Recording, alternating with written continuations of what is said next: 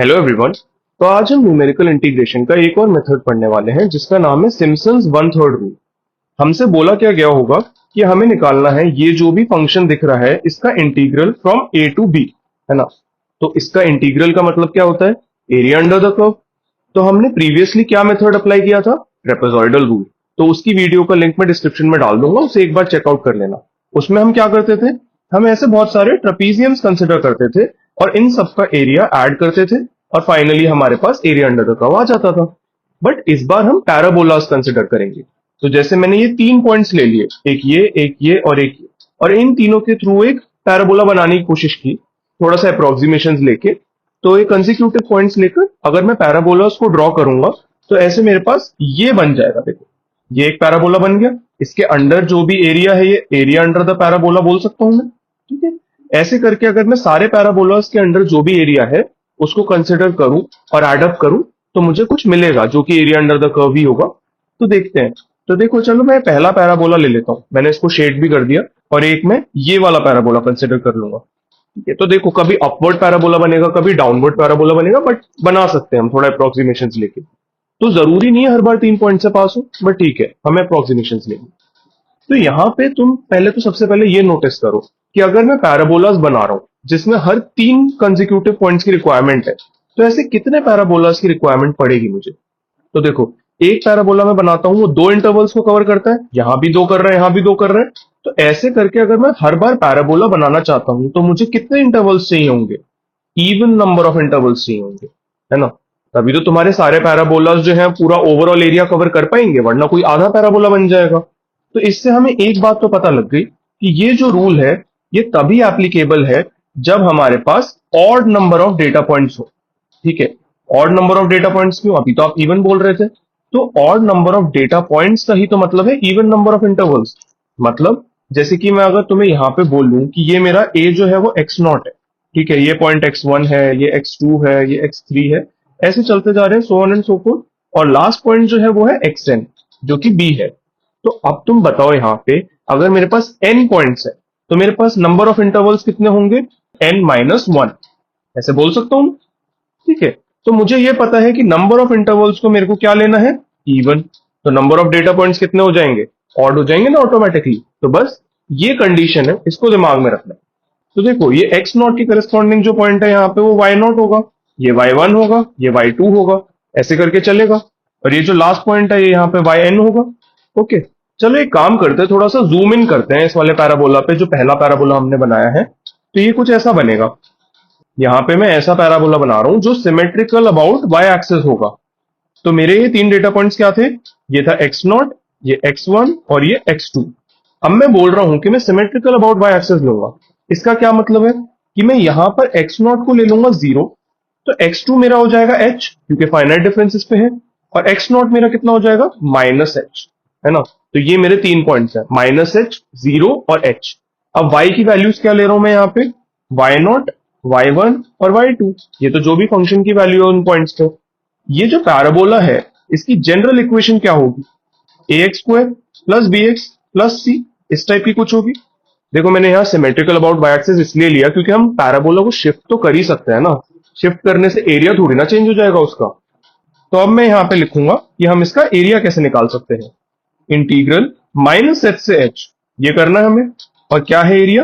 ax² plus bx plus c, ये curve की equation है, और इसके साथ मैं डॉट dx कर देता हूं। तो अब ये निकालना है हमें। तो देखो क्या आ जाएगा, simply ax³ 3 plus bx² 2 plus cx, और ये कितने से कितने में इंटीग्रेट हो रहा है? -h से h, इसकी लिमिट्स आ गई। तो ये आंसर कितना आ जाएगा? देखो तो तुम यहाँ पे जो इवन पावर वाली टर्म है वो कट जाएगी और ऑड पावर वाली डबल होके आ जाएगी। तो ये तुम्हारा आ जाएगा 2ah³ 3 प्लस 2ch। तो अगर मैं इसमें से h/3 कॉमन ले लूं तो मेरे पास क्या आ जाएगा? 2ah² प्लस 6c, ये आ जाएगा। ठीक है। अब देखो, अब हम क्या करने वाले हैं।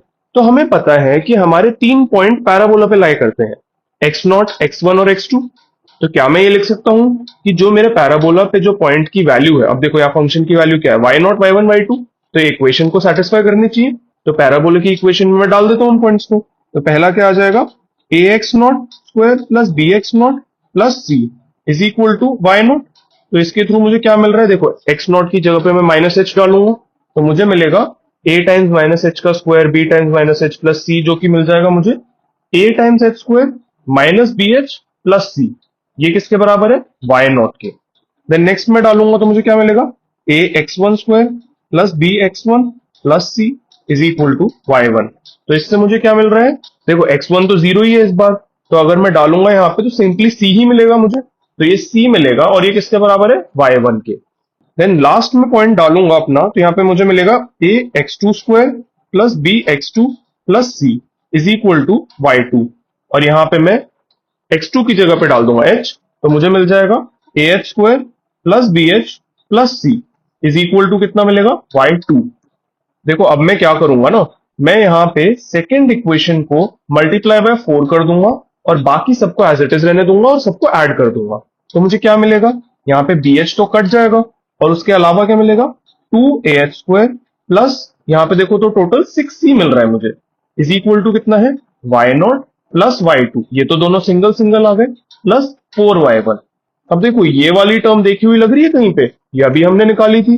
पैराबोला का जो एरिया है वो क्या है, h/3 टाइम्स ऑफ यही टर्म है।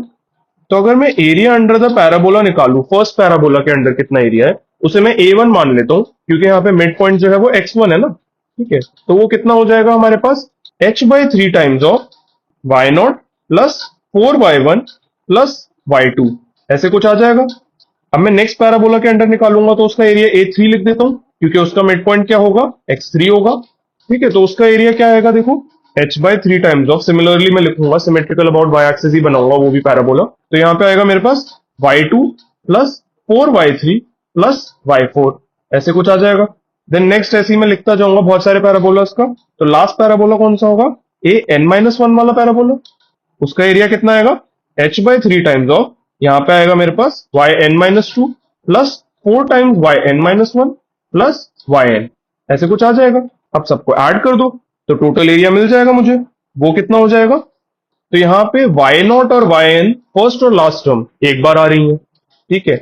उसके अलावा अगर तुम नोटिस करो तो सारी जो ऑड टर्म्स है वो यहाँ पर है, ठीक है, वो 4 बार आ रही है, और जितनी भी इवन टर्म्स है वो यहाँ पर कितनी बार आ रही है, देखो 2 बार आएंगी, y2 2 बार आएगा, y4 भी 2 बार आएगा, yn-2 भी 2 बार आएगा। तो मेरा ओवरऑल एरिया कितना हो जाएगा, h/3 तो मैंने बाहर लिख दिया, y नॉट प्लस yn तो एज इट इज आ गया, देखो फर्स्ट और लास्ट टर्म डायरेक्ट आ गई, 4 टाइम्स सारी की सारी ऑड टर्म्स आएंगी, y1 plus y3 plus y5 up to yn-1 plus 2 times सारी की सारी इवन टर्म्स आएंगी, y2 plus y4 plus y6 ऐसे करके अप टू yn-2। तो ये हमारा final area under the curve आ जाएगा। तो आप समझ रहे हो इस रूल को सिम्पसन 1/3 रूल क्यों कहा गया, क्योंकि यहाँ पे 1/3 आ रहा है आगे फैक्टर, देखो h/3 आ रहा है ना। तो बस यही था, इसकी डेरिवेशन में ज्यादा कुछ टफ था नहीं।